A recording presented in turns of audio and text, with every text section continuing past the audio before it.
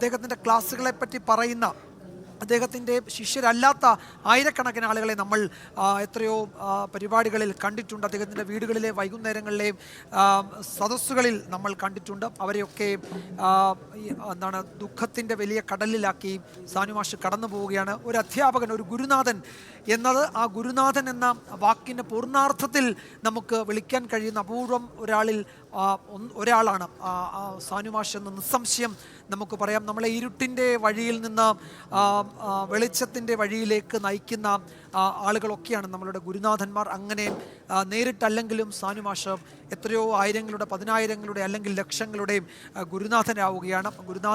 അദ്ദേഹത്തിൻ്റെ പുസ്തകങ്ങളിലൂടെ വെളിച്ചത്തിൻ്റെ വഴിയിലേക്ക് വളർന്നു വന്ന, നടന്നു നീങ്ങിയ എത്രയോ ആളുകൾ നമ്മളുടെ മുന്നിലുണ്ടാകും, എത്രയോ മനുഷ്യർ നമ്മളുടെ ഒപ്പം ഉണ്ടാകും. അവരുടെയൊക്കെ ഗുരുനാഥനാണ് സാനുമാഷ്. അദ്ദേഹത്തിൻ്റെ പുസ്തകങ്ങളിലൂടെ നമ്മൾ എത്രയോ പുതിയ ലോകങ്ങൾ കണ്ടു, എത്രയോ മഹാന്മാരുടെയും മഹാരഥന്മാരുടെയും നമ്മൾ അറിയാത്ത കാവ്യ സബരികളിലൂടെ നമ്മൾ യാത്ര ചെയ്തിട്ടുണ്ട്. അദ്ദേഹത്തിൻ്റെ പുസ്തകങ്ങളിലൂടെ ചങ്ങമ്പുഴയെയും, നമ്മൾ അറിയാത്ത ഒരു ചങ്ങമ്പുഴയെയും നമ്മൾ കണ്ടു.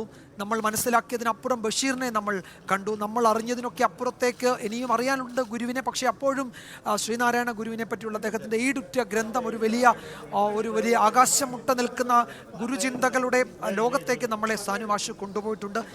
അങ്ങനെയും സാനുമാഷ് നമുക്ക് നമ്മളുടെ കേരളത്തിൻ്റെ ഒരു സാംസ്കാരിക ജ്യോതിസായിരുന്നു, ഒരു വെളിച്ചമായിരുന്നു. ആ വെളിച്ചം ഇതാ രവിപുരം ശ്മശാനത്തിൽ ഇങ്ങനെ എരിഞ്ഞ് അടങ്ങുന്നു. അത് ആ വെളിച്ചം കേവലാർത്ഥത്തിൽ അദ്ദേഹത്തിൻ്റെ ഭൗതിക സാന്നിധ്യം മാത്രമേ നമ്മളെ കണ്ണീരിലാഴ്ത്തി കടന്നു പോകുന്നുള്ളൂ. പക്ഷേ അദ്ദേഹത്തിൻ്റെ പ്രഭാഷണങ്ങൾ, അദ്ദേഹത്തിൻ്റെ ഈടുറ്റ ഗ്രന്ഥങ്ങൾ, അദ്ദേഹത്തിൻ്റെ അക്ഷരജീവിതം മുഴുവൻ നമ്മളുടെ മുന്നിൽ ഇനി ബാക്കിയുണ്ട്. അത് തലമുറകളിൽ നിന്ന് തലമുറകളിലേക്ക് ഒരു വെളിച്ചം കണക്കെ നമുക്ക് കൊളുത്തി മുന്നോട്ട് പോകാം. കേരളത്തിൻ്റെ ഒരു ദിവ്യ ജ്യോതിസായി, അല്ലെങ്കിൽ കേരളത്തിൻ്റെ ഒരു ആത്മീയ, അല്ലെങ്കിൽ കേരളത്തിൻ്റെ ഒരു അക്ഷര വെളിച്ചമായി അതിങ്ങനെ തലമുറകളിൽ നിന്ന് തലമുറകളിലേക്ക് അത് കടന്നു പോയിക്കൊണ്ടേയിരിക്കും. അതിങ്ങനെ പകർന്നു നൽകിക്കൊണ്ടേയിരിക്കും. ലളിത ജീവിതം, ഗാന്ധിയൻ ദർശനങ്ങളിലൊക്കെ പറയുന്ന ലളിത ജീവിതവും ഉന്നത ചിന്തയും എന്നത് വാക്കുകളിലല്ല, പ്രവൃത്തിയിലൂടെ തെളിയിച്ച ഒരാളാണ് പ്രിയപ്പെട്ട സാനുമാഷ്. MK സാനു എല്ലാവരുടെയും സാനുമാഷാണ്. അദ്ദേഹത്തിൻ്റെ ശിഷ്യരുടെ മാത്രമല്ല, അദ്ദേഹത്തെ അറിയുന്നവരുടെയും ഒക്കെ സാനുമാഷാണ്.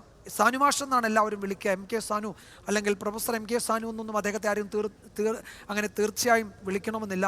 സാനുമാഷത അദ്ദേഹത്തിൻ്റെ ശിഷ്യർ നമ്മൾ കാണുന്നുണ്ട്. പരസ്പരം അങ്ങോട്ടും ഇങ്ങോട്ടും ആശ്വസിപ്പിക്കുന്നത് നമ്മൾ കാണുന്നുണ്ട്. രവിപുരം ശ്മശാനത്തിൻ്റെ മുന്നിൽ അങ്ങനെ ശിഷ്യരുടെ കണ്ണീർ വീണ ഒരു പകലിന് അറുതിയാവുകയാണ്. യഥാർത്ഥത്തിൽ ഒരു വെളിച്ചം പകർന്ന ഒരു പകലാണ് ഇവിടെ എരിഞ്ഞടങ്ങുന്നത് എന്ന് നമുക്ക് നിസ്സംശയം പറയാം.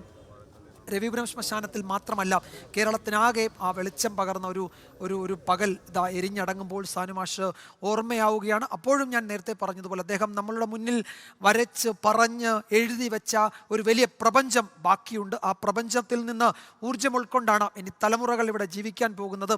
അങ്ങനെ മഹാരഥന്മാരെ എത്രയോ നമ്മളുടെ മുന്നിലൂടെ കടന്നു പോകുമ്പോഴും സാനുമാഷ് അവരിൽ നിന്നൊക്കെ മാറി ഒരു ഗിരിശൃംഗം കണക്കെ നമ്മളുടെ മുന്നിൽ സ്നേഹത്തിൻ്റെ, അറിവിൻ്റെ ഒക്കെ ഒരു വെളിച്ചമായി നമ്മളുടെ മുന്നിൽ ഇങ്ങനെ നിറഞ്ഞു നിൽക്കുകയാണ്. പ്രിയപ്പെട്ട സാനുമാഷിൻ്റെ ഓർമ്മകൾക്ക് മുന്നിൽ നമുക്കെല്ലാവർക്കും എനിക്ക് ഒരിക്കൽ കൂടിയും അശ്രുപൂജകൾ അർപ്പിക്കാം.